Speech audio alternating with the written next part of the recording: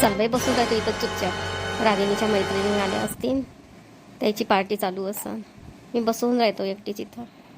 विजय बी आपल्या ऑफिसात गेला. कसं तरी वाटून राहिलं मला, गमून बी नाही राहिलं.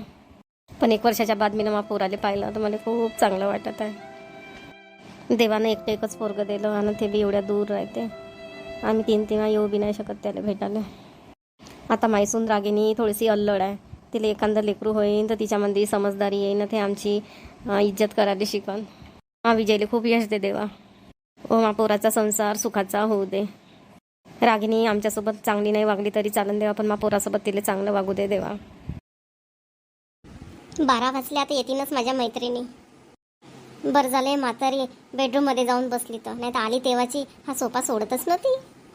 कशाला आली तर आमच्या संसारामध्ये लुडबुड करायला ही म्हातारी. विजय पण तिच्या जवळच बसून राहतो आणि दोघंही मायला फुसूर फुसूर करत राहतात. त्याची आई शिकवत असन माझ्या विरोधात काही, त्याचे कान भरत असन. पण मी तर खमकी आहे, मी का कमजोर आहे का? मी तर सगळ्याला उरून पूर्ण आली आहे.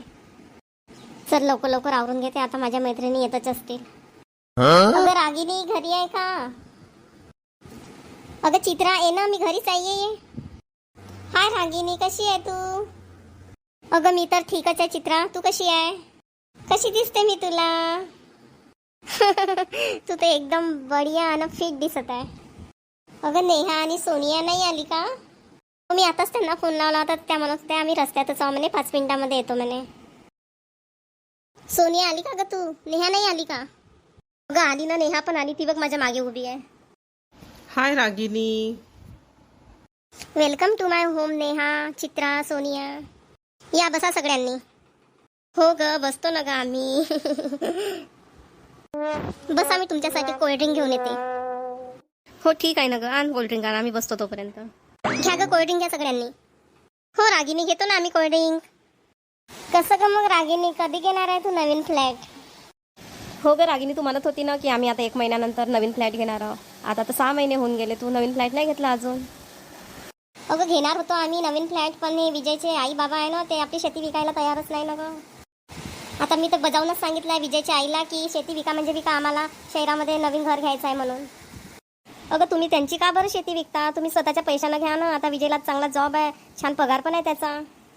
अगं आम्हाला किती खर्च पडतो, ह्या घराचं भाडं द्यावं लागते, आणि मला माझी शॉपिंग आहे, माझं पार्लर आहे, माझं मेडिकल पेडिकेअर आहे, किती खर्च असतो आम्हाला. त्यामुळे विजयचा पगार जेवढा येतो तेवढा काही शिल्लक राहत नाही, आमचा पगार असाच उडून जातो. विजय आपल्या आईबाबाला देत असेल पैसे महिन्याला. अगं त्याच्या आईबाबाला कशाला पैसे पाहिजे? त्यांची शेती आहे ना, ते शेतात कामाला जातात आणि आपलं घर चालवतात, आपलं पोट भरतात. का ग इतक्या वयात सुद्धा ते कामाला जातात? तू पण म्हणत नाही का ग विजयला की आपल्या आईबाबाला महिन्याला पैसे पाठवत जा म्हणून? अगं आमचा पैसा का फुकाचा आला का आम्ही त्यांना देणार आहोत? अशी बोलते ग तू रागिनी. मुलांचं पण कर्तव्य असते आपल्या आईवडिलांची म्हातारपणी साथ देण्याचा. मी माझ्या मैत्रिणी व्हा का कोण व्हा ग? कशा बोलून राहिल्या तुम्ही? माझ्या विरोधातच उभ्या झाल्या तुम्ही तर सगळ्या. मी तुम्हाला इथे एन्जॉयमेंट करायसाठी बोलावलं आणि तुम्ही तर माझ्यावरच असे उलटवार करून राहिल्या.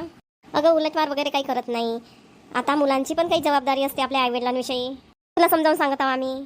मला सांगायची काही गरज नाही, मला सगळं समजते. पण आपली पार्टी सुरू करूया. चल करूया पार्टी सुरू. रागिनी, अरे तुम्ही कशाला आला बाहेर? मी तुम्हाला बाहेर नको या असं सांगितलं होतं ना बजावून. अगं रागिनी, माझी ना दवाई राहिली होती तिथे, म्हणून मी ते घ्यायला आली. दवाई नाही खाल्ली तर मला कसं तरी असं चक्कर सारखं वाटत आहे. चक्करच वाटत आहे ना? काही चक्कर येऊन पडल्या तर नाही ना? धीरही नाही का तुम्हाला? थांबता नाही आलं का? माझ्या मैत्रिणी आहेत, दिसत नाही का तुम्हाला? कशाला आल्या बाहेर?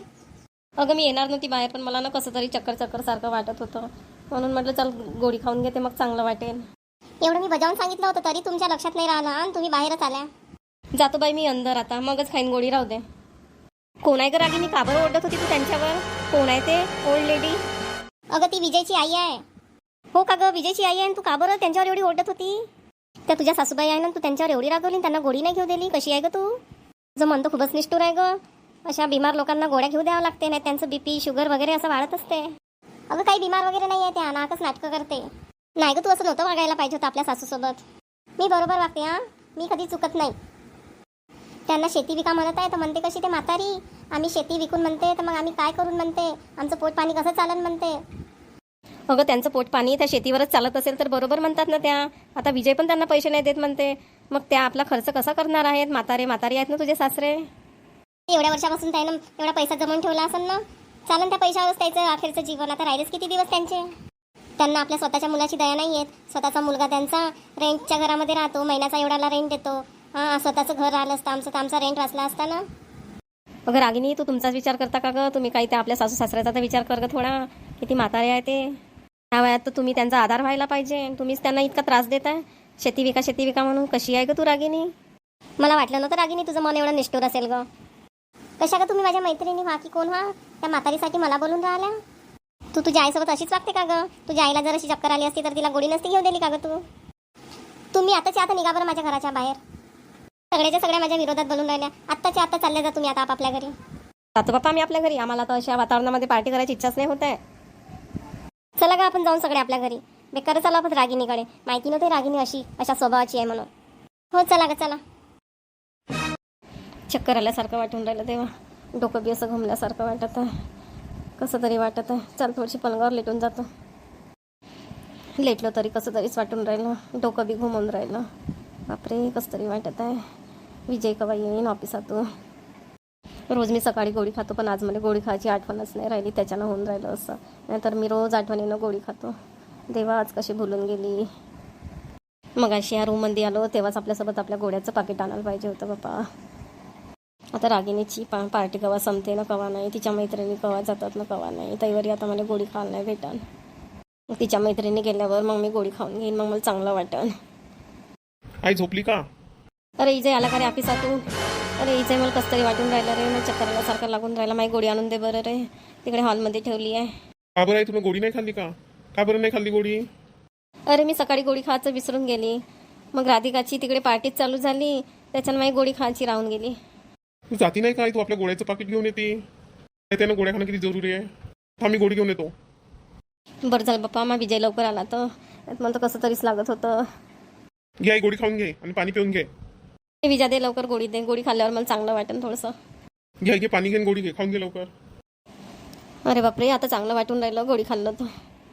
घेते गिलास ठेवून दे पाण्याचं तिकडे टेबलवर. दे आई. आई आपल्या गोळ्या तू आठवणीनं खात जा. गोळ्या नको चुकवत जाऊ. पाहिलीनं कसा त्रास होते गोळी नाही खाल्ली तर. अरे विजय मी रोज आठवणीनंच गोळ्या खातो. आज कशी भुललो तर माहीत नाही. इकडे रूममध्ये येऊन गेलो बसाले तर आठवणच नाही राहिली. मग आठवण आल्यावर गेलो होतो मी तिकडे गोळी आणाले. तर मग रागिनी कायले आल्या म्हणे तर मग मी येऊन गेली बापा इकडे रूममध्ये बसाले. हो का आई? रागिनीनं तुला गोळी बी नाही घेऊ दिली का? अरे तिच्या मैत्रिणी बसल्या होत्या ना त्याची पार्टी चालू होती म्हणून. आई तू आता आराम करा. विजय आता गोळी खाल्ली ना आता मला चांगलं वाटत आहे. थोडा वेळ आराम करतो मी. रागिनी काय झालं काऊन ओरडत आहे एवढा? रागिनी तू माझ्या आईला गोळी का बरं नाही घेऊ दिली? कोणी हात पकडून ठेवले होते त्यांची गोळी न घेण्यासाठी? माझी आई गोळी खायचं विसरली म्हणे तर तू तिला गोळी नाही घेऊ दिली म्हणे. चक्कर आल्यासारखं लागत होतं. बेडवर पडून होती. बरं झालं मी आलो आणि तिला गोळी दिली आता तर. चक्कर चालल्यासारखं वाटत होतं काही मेल्यासारखं नव्हतं वाटत ना तुझ्या आईला? रागिनी तू काय बोलत आहे? बरोबरच बोलत आहे. ती म्हातारी एक नंबरची नाटकी बाई आहे. अगं चक्कर आल्यासारखं वाटत होतं माझ्या आईला. तू म्हणते की नाटकच करते म्हणून. नाटक नाही तर का? माझ्या 4 मैत्रिणी बघितल्या आणि आली इकडे नाटक करायला. चक्कर येते म्हणून. म्हातारीला बजावून सांगितलं होतं की माझ्या मैत्रिणी आल्या म्हणजे बिलकुल बाहेर यायचं नाही. तरी ती म्हातारी आलीच बाहेर. म्हातारी आली देवाची. तू तर माझ्याशी रोजच भांडत आहे. आधी तर मी जसं म्हणत होती तसं करत होता तू. तर तू माझा एकही शब्द ऐकत नाही. तुला बायकोपेक्षा का ती म्हातारी महत्वाची होऊन गेली का? अगं ती माझी आई आहे. 1 वर्षानंतर ती मला भेटायला आली. येऊन तिला 2 दिवस नाही झाले. तू किती तिचा छळ करत आहे. मी तिचा छळ करते का ती म्हातारी माझा छळ करत आहे? म्हातारीमुळे माझ्या मैत्रिणी किती मला नको नको ते बोलल्या. आणि 2 दिवसापासून तू पण माझ्यावर किती ओरडत आहे. तू तर मला माझा नवरा कमी त्या म्हातारीचा मुलगा जास्त वाटत आहे. विजय बाळा विजय नको रे भांडू माझ्यामुळे तू रागिनीशी. तुला आराम कर म्हटलं. तू कशाला आली बाहेर? अरे मला तुमच्या दोघांचे खूप आवाज येत होते. मला चांगलं नाही वाटलं म्हणून मी आली. माझ्यामुळे नको भांडारे तुम्ही दोघं. तुमच्यामुळे हा विजय माझ्याशी रोज भांडत आहे. मला तरी आल्या तुम्ही आमच्या संसारात लुडबुड करायला. अगं रागिनी मी चूक केली तुमच्या घरी येऊन. माझं आईचं मन आहे ना ते काही मानत नव्हतं म्हणून माझ्या पोराला भेटायला आली मी. आता आल्या याच्या पुढे यायचं नाही. आमच्या संसारात लुडबुड करायची नाही. रागिनी कशी बोलत आहे तू माझ्या आईला? ते बरोबरच बोलत आहे. रागिनी तू तर खूपच निष्ठुर आणि निर्लज्ज बाई आहे. तू या म्हातारीसाठी मला काही बोलत आहे का? खरंच बोलत आहो. जे आहे तेच बोलत आहो. अरे विजय नको भांडू रे रागिनी सोबत. झालं ना आता मी तुला पाहिलं ना. माझ्या मनाचं समाधान झालं. आता मी चालली जातो आपल्या गावाला.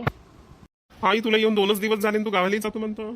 अरे विजय मी तुला 1 वर्षापासून पाहिलं नव्हतं ना. माझं मन खूप दुःखी होतं. आता तुला पाहिलं ना माझं मन खूप समाधान झालं. त्यामुळे तू रागिनीसोबत भांडू नको. मी आता चालली जातो गावाला. पण आई थोडीशी राहती 8 दिवस तर. अरे त्या बाबाची तिकडे वाके होत असते. त्याची जेवणापाण्याची सोय नसन होत बरोबर. आता जाऊ दे मला विजय. ठीक आहे आई मग चालली जा तू गावाला.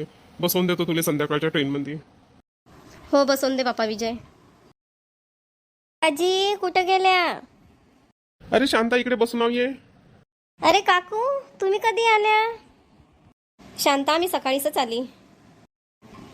का बरं काकू एवढ्या लवकर आल्या? मला वाटलं की महिनाभर राहून या तुम्ही विजयच्या गावाले. अरे काकू तुम्ही रडून काऊन राहिल्या? अहो शांता काय सांगू, मा विजयच्या गावाला गेलो, मी खूपच दुःखी होऊन आलो. मायसून काहीच चांगली नाही, मासोबत धड बोलली नाही, मा खूप अपमान करत होती ते वरच्यावर. 2 दिवस राहिलो पण एक मिनिटही तिनं मला सुखानं नाही राहू दिलं. का काकू एवढी नालायक सून आहे का तुमची? अहो शांता काय सांगू, मी गेलो त्या दिवशी तर दिवसभर ते आपल्या रूमच्या बाहेरच नाही आली. मी दिवसभर उपाशीच होतो, गोळी नाही खाल्ली, काही नाही. मग संध्याकाळी ते कामवाली बाई आली, तिनं मग स्वयंपाक केला. तेव्हा काय मग मी रात्री 7 वाजता जेवण केलं. तिनं साधं मला पाण्याला सुद्धा नाही विचारलं ना, काही नाही. का काकून हा विजय काहीच म्हणत नव्हता का? नाही हो शांता, माय पोरगं खूप चांगला आहे व मी 2 दिवस राहिलो त्यानंच माई खूप सेवा केली. मायसून म्हणते तुमची गावची शेती विका म्हणते, आम्हाला शहरात घर घ्यायचं आहे म्हणते. याच्यासाठी ते खूपच विजयच्या मागं किटकिट लावत राहते. का काकू ते तुम्हाला शेती विका म्हणते का? आणि ते शहरात घर घेतो म्हणते का? घे ना तिला आपल्या पैशानं, कमाई कर म्हणा आणि घे म्हणा शहरात घर. तुमची सून मला तर खूपच नालायक दिसते. हो शांता, ते खूपच किटकिट लावते विजयच्या मागं. नवीन घर घे, त्या आईबापाला शेती विकायला लाव, ते खूपच त्याला त्रास देते. आम्ही किरायाच्या घरात राहतो म्हणते, 20,000 रुपये महिना किराया जाते म्हणते. मग आम्ही नवीन घर घेऊन तर आमचा तेवढाच पैसा वाचन म्हणते. तुम्हाला शेती विका म्हणते तुमची सून, मग तुम्ही काय कराल म्हणते मग? हे म्हणते एवढ्या वर्षापासून तुम्ही आता कामं करून राहिल्या म्हणते, तर तुमच्याजवळ तर खूप पैसा जमा असेल म्हणते. तोच पैसा आता खात राहा म्हणते. आता तुमचे दिवसच किती राहिले म्हणते. हो का काकू अशी म्हणते का? हो शांता, अशी म्हणते ते मायसून. काकू काकाजी तुम्ही काही शेती विकायची नाही, शेती विकून द्यानं काय कराल मग? तुमचं पोरगं शहरात राहते, चांगला जॉब करते, चांगला पगार आहे, तरी तुमची सून 1 रुपया सुद्धा तुम्हाला देऊ नाही दे विजयले. आणि मग याच्यापुढे तुम्ही शेती विकून द्याल, मग खरंच ते तुम्हाला काही देणार आहे का? मग तुम्ही काय करणार आहात? हो शांतापुरी, मी तर बिलकुल त्या विजयच्या गोष्टीत येणार नाही आणि आपली शेती विकणार नाही. विजयला शहरात घर घ्यायचं आहे, तसा तर तो करतेच कमाई, घेईन तो आपल्या कमाईच्या पैशानं घर. विजयच्या शिक्षणासाठी मी कर्ज घेतलं होतं, एवढे वर्ष तर मी ते कर्जच फेडत राहिलो. आता हे शेतीच आम्हाला पोट भरण्याचा आधार आहे, आणि ते शेती विकून देऊन आम्ही काय करणार आहोत बुडाबुडी. हो काकाजी, म्हणून बिलकुलच शेती विकायची नाही. तर बघितलं का माझ्या भावांनो आणि बहिणींनो, काकू आपल्या मुलाकडे त्याला भेटायला शहरात गेली, पण काकूच्या सुनेनं 2 दिवस सुद्धा काकूची तपासणी केली नाही. तर कसा वाटला तुम्हाला माझा आजचा व्हिडिओ? जर माझा व्हिडिओ तुम्हाला आवडला असेल तर कृपया करून माझ्या चॅनलला सबस्क्राईब करा आणि व्हिडिओला लाईक करा. चला आता उद्याला भेटूया.